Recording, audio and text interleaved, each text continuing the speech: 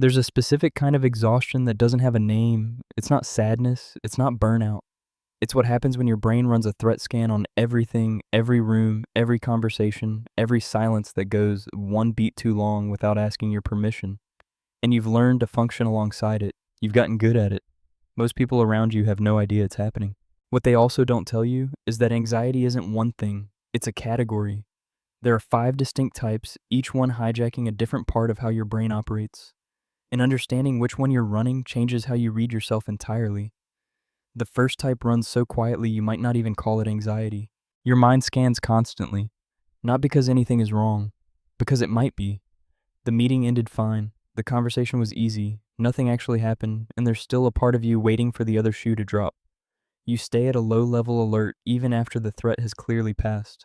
And the people around you aren't imagining it. They feel the vigilance. They notice when you don't relax, even when there's nothing left to worry about. That reaction is real. It keeps happening, and it has a mechanism. Dr. Joseph Ledoux at New York University, who spent decades mapping how the amygdala processes fear, found that in people with generalized anxiety, the brain's alarm system fires in response to uncertainty itself, not confirmed danger. Possibility is enough to trigger it. Your brain isn't waiting for proof.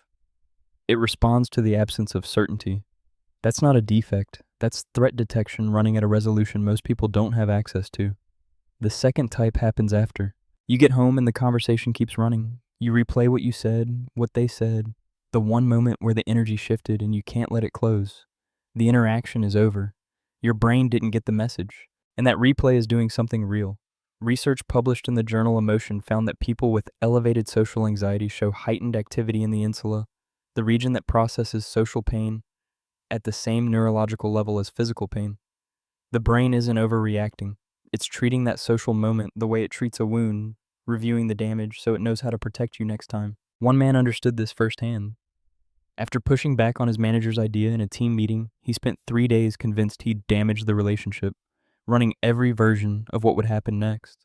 On day 4, he got an email. His pushback had changed the direction of the whole project and had caught a structural flaw in the original plan that the other 8 people in that room had walked right past. He'd been processing a threat that wasn't there, but he'd also seen something everyone else missed entirely. Your social radar reads at a frequency most people don't use. The cost is the replay. The edge is that you see what they walk past. The third type activates before you even get there.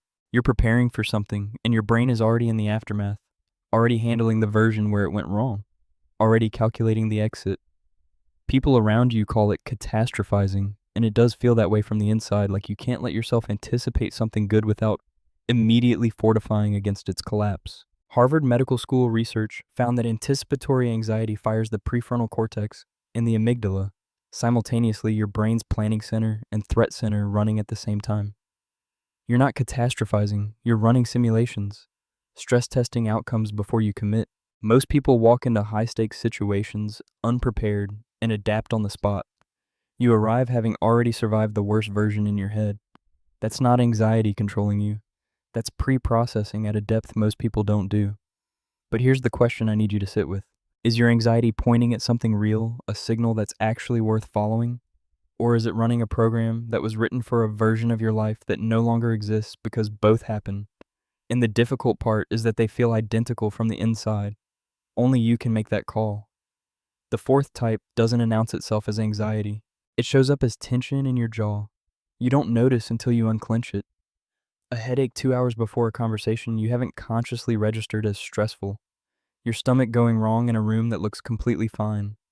You've probably been told it's psychosomatic, that you need to relax, that you're making it harder than it has to be. The dismissal doesn't help because the signal is real. Dr. Bessel van der Kolk, whose research on trauma and the nervous system produced The Body Keeps the Score, found that anxiety lives in the body's memory as much as in the mind, and how your muscles hold, how you breathe in the gut's response before your conscious thoughts have caught up.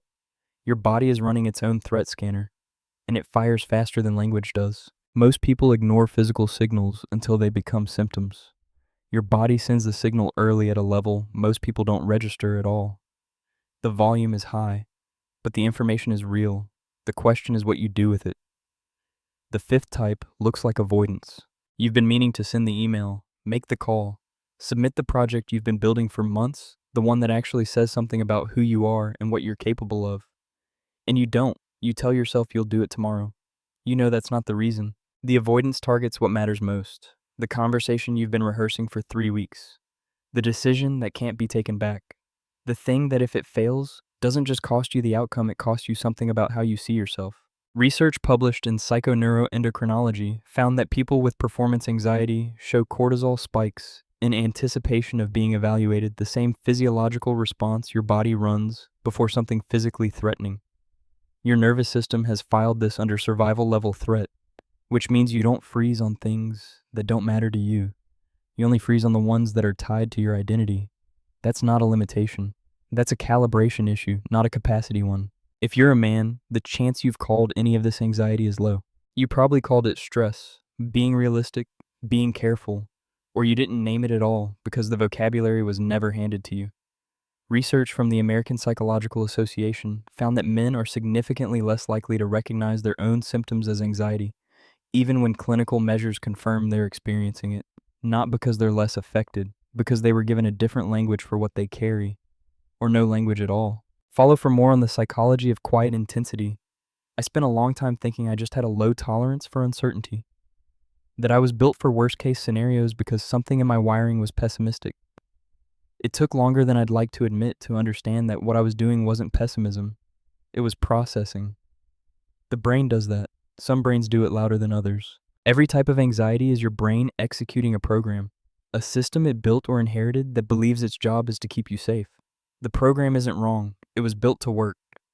The harder question is whether the environment it was built for still exists. A threat detection system that never shuts off isn't broken. It just hasn't been told the threat is gone. Which type runs loudest for you? The scanner, the ghost conversation, the simulation, the body signal, or the freeze? Drop it in the comments. And if someone in your life has been carrying this for years without a name for it, send this to them.